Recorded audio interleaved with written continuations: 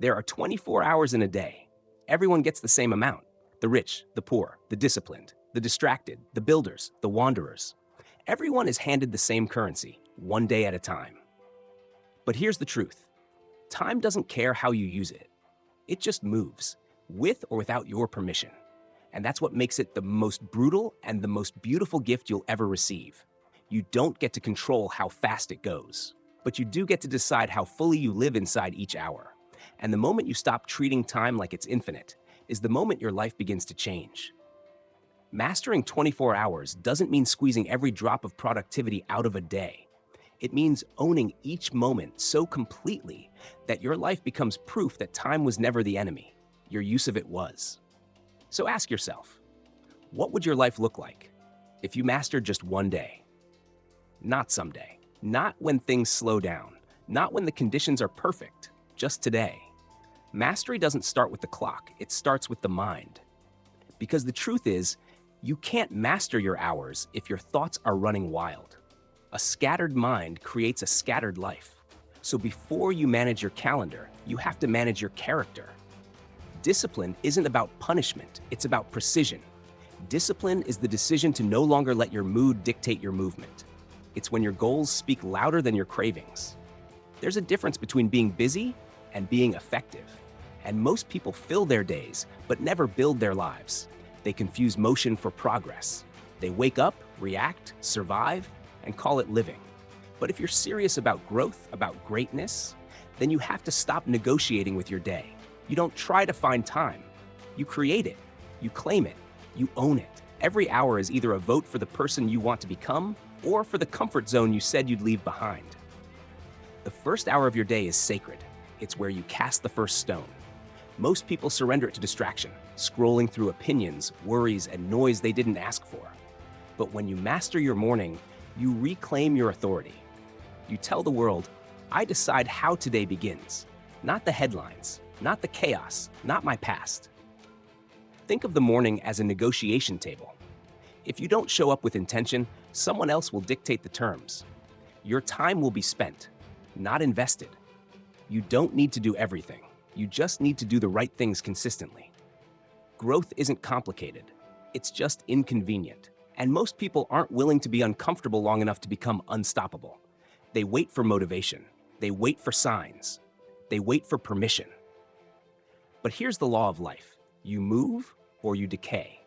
There is no standing still. And once you master the morning, you must confront the middle. Because noon is when most people drift. They start strong, intentional, focused. But then distractions knock. Urgency replaces importance. And by the time they look up, half the day has vanished. Not spent, not built, but consumed. You must protect your focus like it's oxygen. Because it is. Distraction is not just a thief of time, it's a killer of purpose. So learn to say no. No to urgency that isn't aligned with your vision. No to people who want your attention but not your growth. No to activities that keep you busy but make you empty. Every yes to something unworthy is a no to something extraordinary. Most people don't run out of time. They run out of clarity. They say yes to everything because they're afraid to stand still long enough to realize they're moving in the wrong direction. But when you master your day, you stop living accidentally and start living deliberately. You begin to understand that your future is hidden in your routine, not in the goals you write down once a year, but in the micro decisions you make every hour. Every small compromise with your standard is a crack in the foundation of your character. And character is what holds up the life you say you want. If your life feels overwhelming, maybe it's not because you're doing too much. Maybe it's because you've allowed too many things that don't matter to feel urgent. You simplified? What if you prioritized? What if you committed to the one thing that, if done consistently, would change everything? Great lives aren't built in grand gestures. They're built in ordinary hours, executed with extraordinary intention. And now we reach the afternoon, the crucible of the day, the moment when fatigue whispers, you've done enough, when your mind starts bargaining, take it easy, no one will know, you've earned a break. But here's the truth. Success doesn't show up in your schedule. It shows up in your habits when no one's watching. The world doesn't reward effort. It rewards ownership. If you master the afternoon, if you show up when it's no longer exciting, if you keep going when the feeling has faded, you separate yourself. Because most people only operate when it's convenient. They chase results, but avoid rhythm. They want the harvest, but resent the plow. But mastery, real mastery, is when you start treating the second half of your day with the same fire and intensity as the first. It's when you hold the line, even when no one is watching. It's when you start finishing strong, because how you end one day is how you begin the next. Evening, the final battleground. This is where most people surrender. They've burned themselves out all day trying to impress everyone but themselves. So they crash into their couch, into their phone, into a trance, and call it recovery. But what if you reclaimed your night? What if you turned off the noise and turned on reflection? What if you met yourself, not on a screen, but in silence? Because the final hours of the day reveal your relationship with yourself.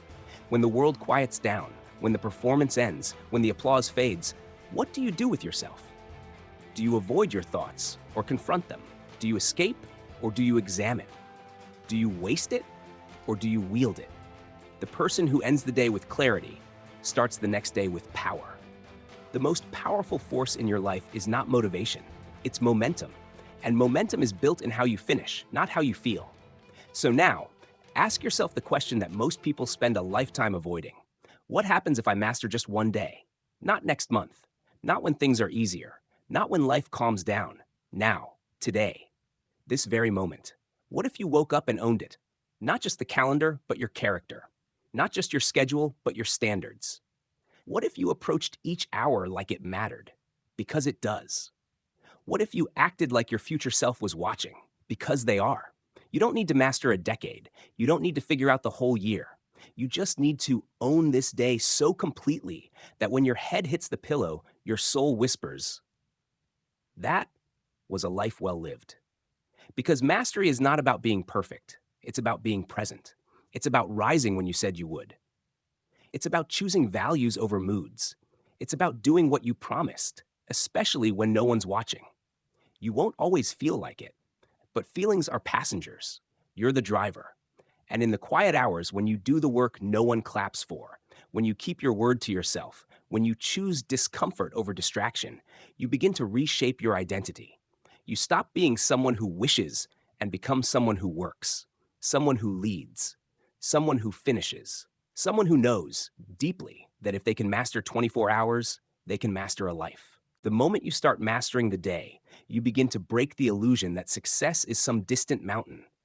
It's not out there. It's not reserved for the chosen few. It's here, in your hands, right now.